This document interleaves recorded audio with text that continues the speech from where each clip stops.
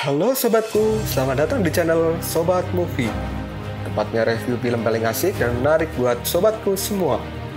Yang baru gabung, silahkan klik tombol subscribe ya dan nyalakan loncengnya, supaya kalian tidak ketinggalan film-film seru yang Mimin upload. Oke, gak usah berlama-lama lagi, langsung aja kita ke reviewnya. Gasken sob.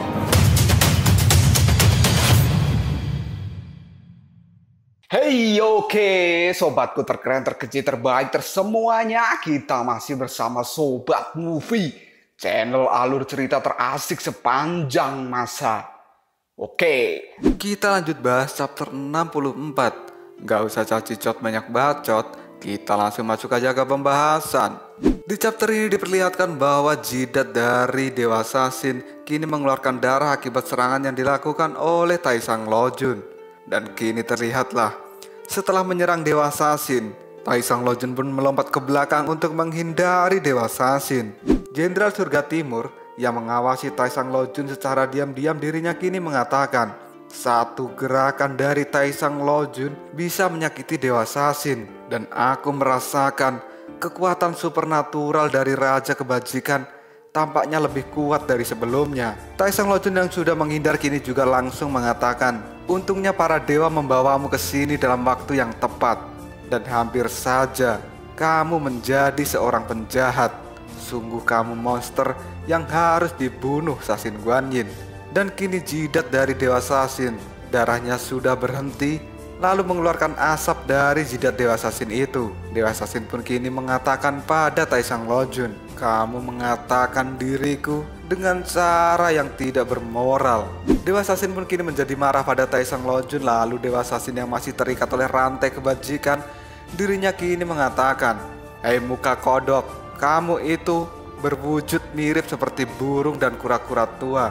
Tapi sebenarnya kamu adalah penjahat yang paling berbahaya. Kepala dan ekormu tersembunyi, tapi kamu tidak akan bisa menipuku. Taesang Lojun pun langsung mengatakan pada Dewa Sasin, Sasin Guanyin, aku memiliki niat yang baik. Aku memasukkan energi Ki ke dalam tubuhmu dengan jari pedangku adalah untuk mengurangi energi Ki iblis yang ada di dalam tubuhmu itu.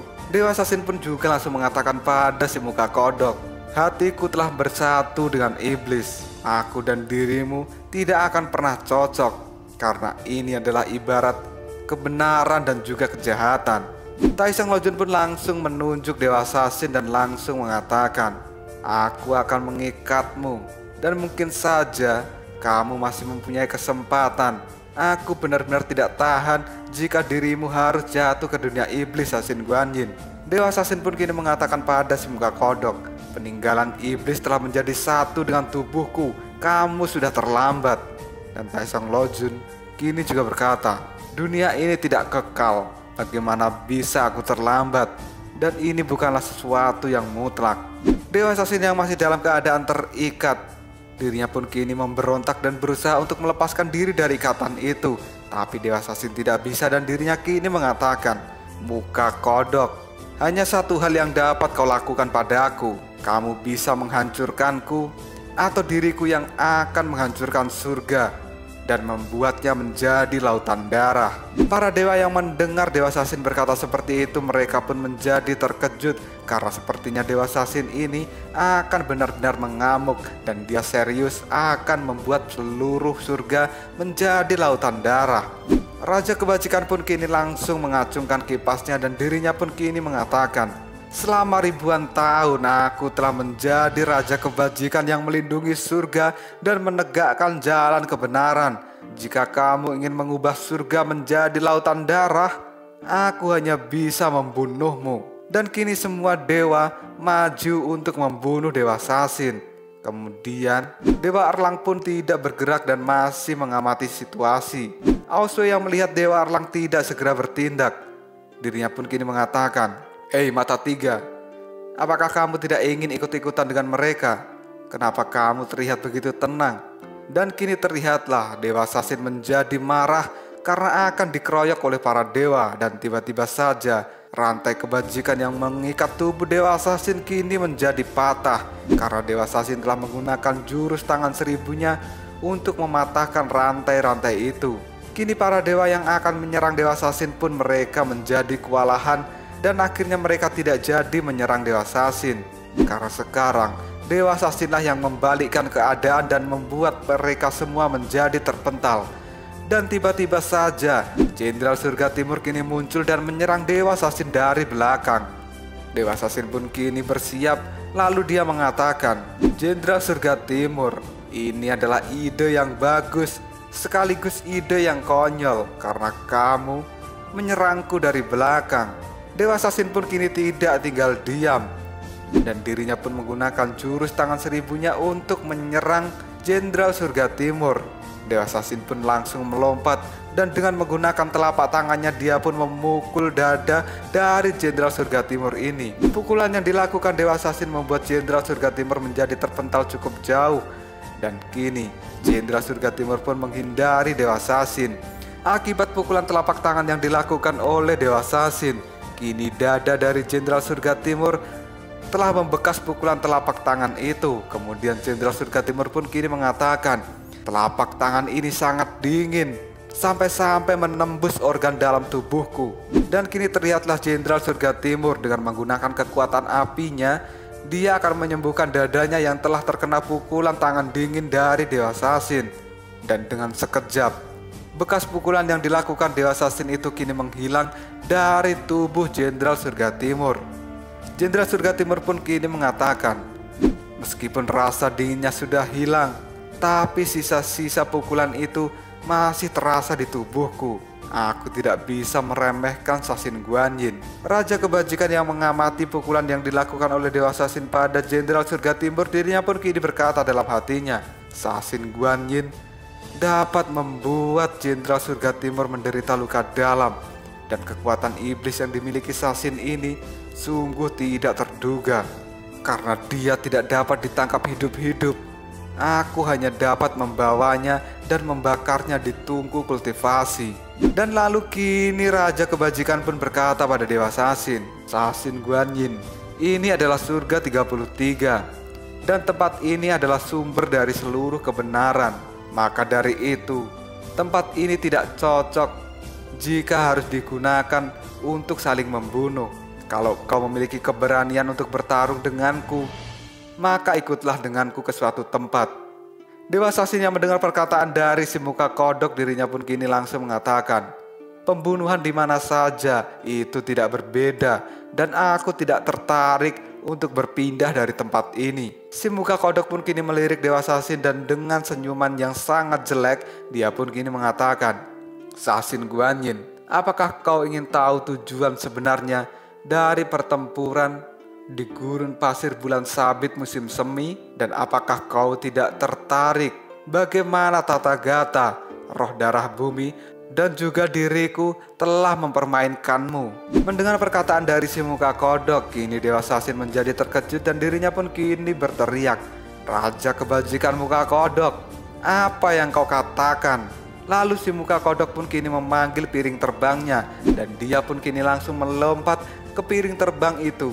Dan di atas piring terbang, si muka kodok ini mengatakan, "Pukulan telapak tangan yang aku lakukan sebenarnya bukan untuk menyelamatkanmu, tapi aku memaksa relik iblis itu semakin masuk ke dalam tubuhmu. Oleh karena itu, kamu bisa dianggap sebagai fasilitator tunggal untuk perubahan pada dirimu, dan kamu akan berubah dari dewa menjadi iblis. Apakah kamu benar-benar tidak tertarik untuk mengetahuinya? Kalau kamu tertarik, ikuti diriku." Dan kini si muka kodok pun terbang meninggalkan tempat itu. Lalu perkataan yang diucapkan oleh si muka kodok itu membuat semua para dewa yang ada di situ menjadi terkejut, karena si muka kodok ini ternyata memiliki banyak rencana busuk. Dewa Sasin pun kini mengikuti muka kodok itu karena dia penasaran dengan cerita yang akan dikatakan oleh si dewa muka kodok. Dan kini para dewa pun masih bingung dengan apa yang didengarnya barusan. Bahkan si botak tombel jidat, murid dari muka kodok jelek, dia mengatakan, ternyata guru muka kodok memiliki rencana lain. Dan Aoswe pun kini juga berkata, "Raja Kebajikan, ternyata dia adalah orang yang radikal dan licik. Lalu Dewa Mata Tiga pun juga memandang si muka kodok dengan tatapan yang dingin tapi penuh misteri. Kita langsung berpindah ke tempat Biksu Tong. Kini para monster telah muncul dari dalam jurang. Monster itu adalah monster 2 dari 6 monster. Kemunculan dari monster itu membuat semua orang yang berada di tepi jurang menjadi terkejut. Lalu Tuan Su pun kini mengatakan, apa alasannya? Bahkan 6 monster datang ke tempat ini. Mungkinkah dia? Dan kini terlihatlah monster serigala dengan 4 mata. Dan juga para monster lain kini telah naik dari dasar jurang. Dan kini terlihatlah monster bayi. Dia bernama Jane Pratsnaboy. Kemudian juga ada monster serigala. Monster serigala ini bernama Serigala Pedang. Melihat para monster ini telah datang, kini Raja Zombie melompat dan dia mengatakan, ini adalah tempat untuk monster gerombolan umur panjang. Kalian tidak bisa masuk ke tempat ini. Tapi para monster yang datang dari jurang kini sudah sampai di tempat itu. Raja Zombie pun kini berkata pada para monster yang datang dari jurang, setiap ras monster memiliki aturannya sendiri, dan kalian tidak boleh melanggar aturan dari masing-masing monster ras. Si monster bayi pun kini berkata pada Raja Zombie, siapa yang membuat aturan? Setiap tempat di jalan monster ini adalah tempat untuk bermain diriku, karena aku adalah seorang anak-anak. Siapa yang berani menghentikan anak-anak ini? Lalu monster Serigala Pedang pun kini berkata, aku hanya tahu satu aturan. Siapapun yang terkuat, dia adalah penguasa. Jadi kemanapun diriku pergi, tempat itu harus menyambutku. Lalu monster bayi pun kini menjawab perkataan dari Serigala Pedang. Serigala Pedang, kamu jangan menyamakan kita semua dengan dirimu. Lalu Raja Zombie pun kini berkata, kalian semua omong kosong. Aku akan membunuhmu. Raja Zombie pun kini langsung menyuruh pasukan zombinya untuk mengeroyok para monster yang baru saja datang di tempat itu. Para monster pun akan saling bertarung satu sama lain. Serigala Pedang pun kini juga langsung mengamuk dan mencabik-cabik monster zombie. Serigala Pedang tidak main-main dengan cakarnya. Dia pun kini menghancurkan tubuh dari para monster zombie itu. Lalu Serigala Pedang ini berkata, hai para monster umur panjang, aku sudah lama melihat kalian, dan kalian benar-benar membuat mataku ini tidak enak. Aku akan membunuh kalian semua. Tapi karena kalian tidak bisa mati, maka aku akan mencabik-cabik tubuh kalian. Lalu kini 2 monster zombie mulai menyerang si monster bayi. Dan monster bayi pun menggunakan mainan gangsingnya untuk menahan serangan pedang yang dilakukan oleh 2 monster zombie. Gangsing dari si monster bayi ini dapat menghancurkan pedang dari monster zombie dengan sangat mudah. Akibat serangan yang dilakukan oleh monster bayi, kini 2 monster zombie yang akan menyerangnya, mereka kehilangan kepala dengan serangan gangsing yang dilakukan oleh monster bayi ini. Kemudian monster bayi pun kini berkata, jadilah kalian hantu tanpa kepala. Raja Zombie yang melihat kehebatan dari monster bayi itu, dirinya pun kini berkata, apakah mereka semua akan menyerangku sekarang? Tapi kenapa? Dan kini para monster yang sudah mengalahkan monster zombie, dirinya pun kini berkata, monster umur panjang adalah yang terlemah dari 6 monster. Dan aku menyarankan kalian untuk menyerah saja dan tidak perlu melawan kita semua, karena kami di sini adalah untuk menemui seseorang. Dan tiba-tiba saja kini Biksu Tong melangkah maju dan dirinya langsung berkata, apakah yang kau katakan adalah untuk menemuiku? Kata Biksu Tong. Kita langsung berpindah ke surga 33, dan di sana kini terlihatlah sebuah awan yang bergulung seperti badai. Awan itu terletak di atas tungku kultivasi milik Taisang Lojun. Dan kini Dewa Sasin pun mengikuti Taisang Lojun ke tempatnya itu. Dewa Sasin pun kini juga langsung masuk ke dalam tungku kultivasi rumah dari Taisang Lojun ini. Setibanya sampai di tempat itu, Dewa Sasin pun kini langsung berkata pada Taisang Lojun, muka kodok tua, apa tujuanmu membawaku ke sini? Apakah ada sesuatu yang kau rencanakan? Taisang Lojun pun lalu mengucapkan mantra yang akhirnya membuat tutup dari tungku kultivasinya kini menjadi tertutup. Lalu Dewa Sasin pun kini masih merasa curiga karena Taisang Lojun benar-benar akan melakukan sesuatu pada dirinya. Dewa Assassin pun kini juga langsung berkata pada Taesung Lonjun, Raja Kebajikan Muka Kodok, apa yang sedang kau rencanakan? Kemudian si Raja Kebajikan Muka Kodok jelek ini berkata, aku akan menggunakan dirimu sebagai percobaan. Kemudian Dewa Assassin menjawabnya, percobaan? Lalu apakah yang akan terjadi selanjutnya pada Dewa Assassin ini? Dan sebenarnya percobaan apa yang sedang dilakukan oleh si Dewa Muka Kodok? Tunggu aja jawabannya di next video. Koprol sob. Tetap stay di channel Sobat Movie dan jangan lupa klik subscribe, like, dan share ke teman-temanmu agar channel ini dapat berkembang dan menghibur kalian semua. See you next tomorrow. Bye-bye.